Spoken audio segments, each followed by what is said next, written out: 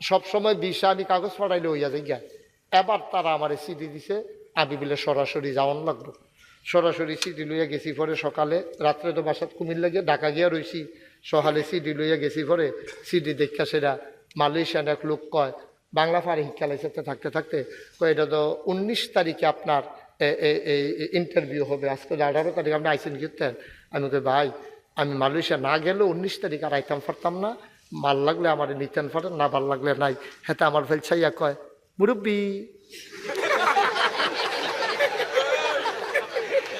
আমি বুঝ জ্বালাইছি চিন্না লাইছি। তো আমার ভিতরে তা ভিতরে নিয়ে আসে, আমি গেলাম আমরা কি তা ভিতরে আনছো? কয় হুজুর ওই ভিতরে আনছি, আপনি কোনো এমনি আইলেন না, ওই আপনার এর লাগিয়া আমরা চাওনের লাগিয়া আপনারা আনছি, আসলে আওনের কাম লাগে না। কারবার আর কি কারবার। আমি তোমরা চাওয়াই যে আমার কি কষ্টটা হয়েছে এটা বুঝাইতাম পারাম আমি।